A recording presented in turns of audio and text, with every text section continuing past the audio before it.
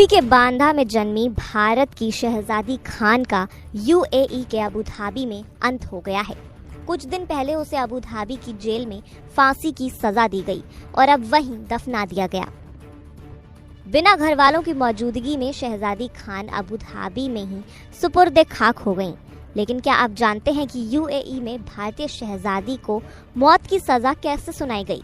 दफनाने से पहले उसके साथ क्या क्या हुआ?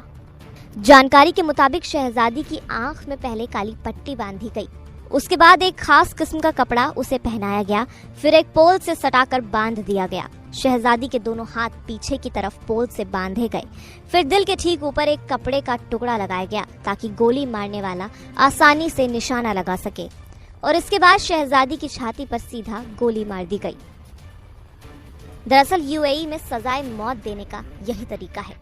वहाँ का कानून ये कहता है कि जिन्हें मौत की सजा दी जाती है उनकी लाश उनके देश वापस नहीं भेजी जाती है, बल्कि वहीं उसके मजहब के हिसाब से अंतिम संस्कार कर दिया जाता है। हालांकि शहजादी के परिवार को अबू धाबी बुलाया गया था। कहा गया था कि अगर परिवार चाहे तो वहां आ सकता है, लेकिन पिता ने आर्थिक तंगी का हवाला देकर जाने में असमर्थता जताई।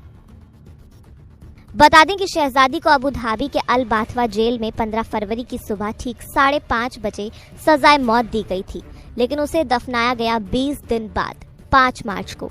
लाचारी देखिए, शहजादी के परिवार वाले यानी बूढ़े माँ बाप और भाई उसके जनाजे में शामिल नहीं हो सके।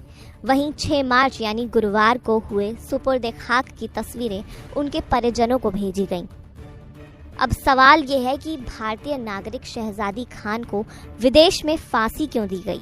तो इस बारे में मीडिया रिपोर्ट्स के हवाले से पता चला है कि 2020 में शहजादी की सोशल मीडिया के जरिए आगरा के रहने वाले उजैर से मुलाकात हुई, जो कि धीरे धीरे प्यार में बदल गई और प्रेमी की बातों में आकर शहजादी चेहरे के इलाज के लिए अबू धाबी चली गई, जहां महज 1.5 लाख रुपए में उजैर ने शहजादी को नौकरानी बना दिया।